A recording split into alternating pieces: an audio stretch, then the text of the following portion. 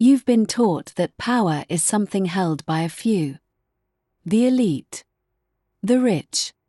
The politicians. The corporations. But what if that's the biggest lie ever told? What if power isn't just concentrated at the top?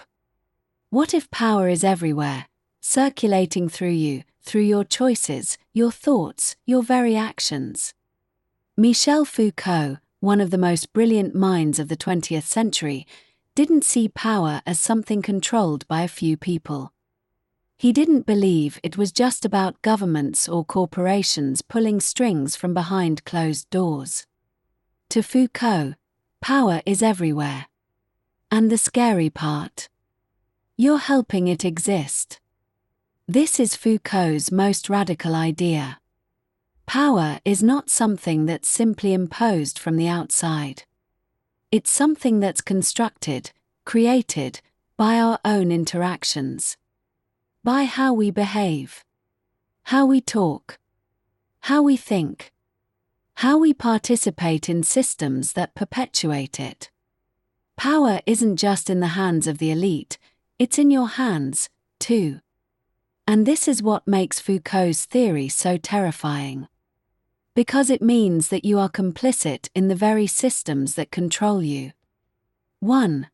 Power is everywhere, not just in the hands of the elite. Foucault's discovery was that power isn't just about big institutions. It's not just about governments or billionaires controlling everything behind the scenes. Instead, power is built into the fabric of society. It's in the way we interact with each other. It's in our words, in our behaviors, in how we think about the world. Foucault used the term power knowledge to describe how these systems of power are reinforced. What we think of as truth, knowledge, and facts are often just ways of maintaining power. The knowledge you learn in school, the media you consume, the rules that govern your life, they're all shaping you into the kind of person the system wants you to be. And the more you internalize these ideas, the more you participate in the system. You see, Foucault argued that we don't just obey power, we participate in it.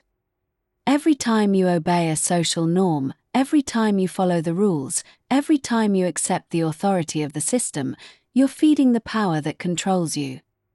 This isn't something that just happens at the top levels of society. This is something that happens every day, at every level. And the worst part is, most people don't even realize they're doing it. They think that the power they're participating in is natural, inevitable, or somehow beyond their control. 2. Power and the body. Surveillance, discipline, and control. One of Foucault's most important contributions was his analysis of how power operates at the level of the body. In his book Discipline and Punish, Foucault examines how modern societies moved away from physical punishment and control, like torture or execution, to more subtle methods of control. Instead of simply killing or punishing people, power is now exercised through discipline. Think about it. We are constantly surveilled, not just by cameras or police, but by social norms, by social media, by expectations placed on our appearance, behavior, and desires. We are disciplined by the desire to fit in, to be liked, to be successful. We're constantly adjusting, conforming, adapting to fit the expectations of others, and this is the real power. Foucault used the concept of the panopticon to explain this idea. The panopticon was a type of prison designed by the philosopher Jeremy Bentham, where all the prisoners were visible to a central guard. Even though the guard might not be watching at any given time, the prisoners always acted as if they were being watched, because they didn't know when they were being observed. This constant surveillance created self-discipline.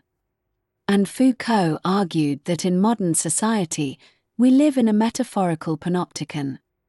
We are constantly watched, by others, by society, and by our own internalized beliefs about how we should behave. 3. Knowledge as power. Who controls the narrative? Another key point in Foucault's work was the relationship between knowledge and power. Foucault believed that knowledge is never neutral. It's always linked to power. The people who control the flow of information, the experts, the academics, the media, also control the narrative of what is considered true. In Foucault's view, truth is not something that exists on its own. Truth is created by the people in power. They decide what is true and what isn't. And once they've decided, they make you believe it. Look at modern media. What gets highlighted? What gets ignored? Who gets to define what is real, just, or moral? The elite institutions, whether they be governments, corporations, or media conglomerates, define what we know, how we see the world, and how we participate in society. 4. Power in relationships. How we control and are controlled. Foucault also explored how power operates in everyday relationships. Power isn't just something you find in institutions or governments. It's also in the home, in friendships, in romantic relationships. Every time you engage in a relationship, you're negotiating power. Who's in control? Who's dominating? Who's following?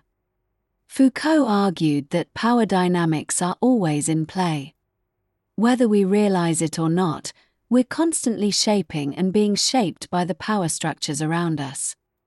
This is why Foucault's philosophy is so radical. It's not about overthrowing one group of people to replace them with another.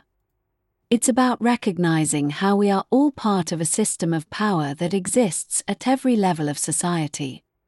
And once we see how we participate, we can begin to make choices about whether or not we want to continue feeding that power.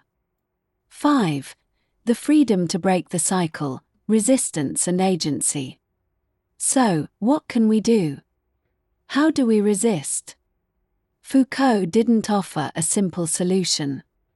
He didn't tell us to revolt or destroy the system. Instead, he told us to see the power structures around us and recognize that we participate in them. Once you realize that you are complicit in maintaining the systems of control, you have the power to break free. Foucault wasn't interested in heroics or rebellion. He was interested in understanding power, in realizing how it works, and in finding small ways to disrupt it. He believed that true freedom lies in understanding the systems of control that operate around us and using that awareness to live a life of true autonomy. You've seen how power operates in every aspect of your life.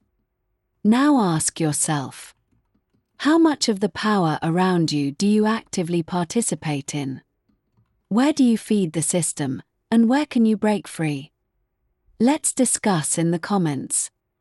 And if this video made you see power differently, share it with someone who still believes power is only for the elite.